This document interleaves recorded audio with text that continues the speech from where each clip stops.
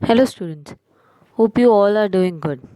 Welcome back to the e-learning classes of Sunrise Global School.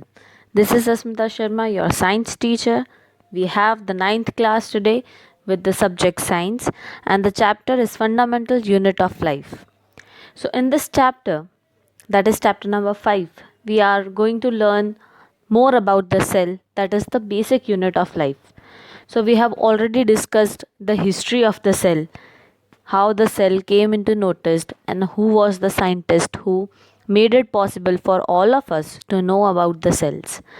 So we have also studied about what different type of cells are and what they mean. Now today in today's class we are going to start with what basically a cell is and what it is made up of. So what is the structural organization of the cell is the main topic for the today's class. So as you can see in the picture, a cell is the smallest unit that is capable of performing life functions. So here the important thing, the definition of the cell that you can write here is it is the smallest unit that is capable of performing life functions. So life functions means वो सारे functions जो हमारे survive करने के लिए बहुत important है, उन सारे functions को carry out करने वाला सबसे छोटा unit, सबसे smallest unit जो होता है वो होता है cell. So in the picture you can also see that there are different organisms, or there are different structures that are present into the cell. So if I read it aloud, it is mitochondria, ribosomes, membrane, Golgi body, endoplasmic reticulum, nucleus and chloroplast. So these are some structures that are present into a cell. We are going to discuss all of them into a detail, so don't get tensed about it. We'll discuss every and each and every of them into a detailed section. Now moving ahead, getting more towards what a cell actually is, getting to know more about it. So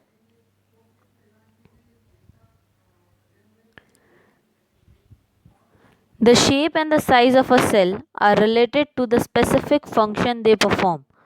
So what would be the shape and what would be the size of the cell is actually कि वो कैसा function perform कर रहा है, what functions the cell is performing. So shape और size उसके ऊपर depend करता है. Each living cell has the capacity to perform certain basic functions. सारे जो सेल्स होते हैं लिविंग ऑर्गेनिजम्स में, उनके पास कोई ना कोई फंक्शन होता है जो वो परफॉर्म कर रहे होते हैं कंटिन्यूअसली. उनको कोई बेसिक फंक्शन होता है जो परफॉर्म करना होता है. Cell contains a specific component called organelles. ना जो सारे सेल्स होते हैं उनमें कुछ स्पेसिफिक कंपोनेंट्स होते हैं. जो कंपोनेंट्स हमने पिछली स्लाइड में देखे, वो सारे कंपोनेंट्स को हमने एक अच्छा सा नाम दिया है और उसे हम बोलते हैं ऑर्गेनल्स. सो ऑर्गेनल्स मतलब जो भी चीज़ें एक सेल में प्रेजेंट है उन सबको हम ऑर्गेनल्स कहते हैं. Now each kind of cell organelle perform a special function. जितने भी सेल ऑर्गेनल्स जो हैं सेल के अंदर, सारे सेल ऑर्गेनल्स जो हैं एक स्पेशल फंक्शन परफॉर्म कर रहे हैं. सबका एक अपना अपना था फंक्शन होता है जो उन्हें through out the process perform करना होता है. All the cells are found to have the same organelles, irrespective of their function and which organism they are found in. So सारे cells जो होते हैं, सारे cells में same organelles present होते हैं. उससे फ़र्क नहीं पड़ता है कि वो कौन सा फंक्शन कर रहे हैं या वो कौन से ऑर्गेनिजम्स में हैं, बट सेल ऑर्गेनल्स जो होते हैं वो बहुत हद तक सेम होते हैं सारे के सारे सेल्स में. Understood. So these were some of the points that you have to keep. Remember, the first one over here was the shape and the size. The shape and the size of the cell जो होता है वो related होता है उसके function के साथ. The next point says that every living organism जो है, हर living organism जो है उसके पास perform करने की, activity perform करने की कुछ capacity होती है. इन सारे सेल्स में जो भी सेल्स होते हैं उनके अंदर कुछ कंपोनेंट्स होते हैं और उन कंपोनेंट्स को हम ऑर्गेनेल्स बोलते हैं। नेक्स्ट पॉइंट सेज कि हर ऑर्गेनेल एक स्पेसिफिक फंक्शन को परफॉर्म करता है, एक स्पेशल फंक्शन को परफॉर्म करता है। द नेक्स्ट इज कि ऑल द सेल्स जो होते हैं उनमें सारे सेल्स में सारे ऑर्गेनल्स सेम होते हैं, इररिस्पेक्टिव कि वो कौन से ऑर्गेनिज्म में है, इररिस्पेक्टिव वो कौन सा फंक्शन कर रहा है। बट सेल के अंदर के ऑर्गेनल्स जो होंगे वो हमेशा सेम ही रहते हैं। So the question over here is, why are cell of different shapes and size found in human body? पूरी ह्यूमन बॉडी में क्यों डिफरेंट टाइप के, डिफरेंट साइजेस के, डिफरेंट शेप के सेल्स मिलते हैं, ऐसा क्यों होता है? Because in the previous video you can also see कि हमने नर्व सेल के बारे में पढ़ा था, फैट सेल के बारे में पढ़ा था, ब्लड सेल्स देखे थे, ओवम देखा था, स्पर्म देखा था। All these are the different types of cells. So अगर हम उनको वापस से एक बार रिकॉल करें तो सारे सेल्स का एक अलग शेप था और एक अलग साइज था। Now the question over here arises कि ऐसा क्यों, why there is a different shape? So the shape and the size of a cell depend upon the function they perform, because they have a different function to perform. Now in a human body each organ perform a special function, right? अगर हम हमारे human body की बात कर ले तो हमारे hands का फंक्शन अलग है, हमारे आईज का फंक्शन अलग है, हमारे nose, ears, every organ has a different function. Similarly every cell has a different function and इसीलिए ही उसका शेप एंड साइज जो होता है वो एक दूसरे से डिफर करता है, एक दूसरे से अलग होता है। I hope this much is clear. The next question is, who discovered cell and how? So this we have already discussed in the very first video of this chapter, that the cell was very firstly discovered by Robert Hooke in 1665.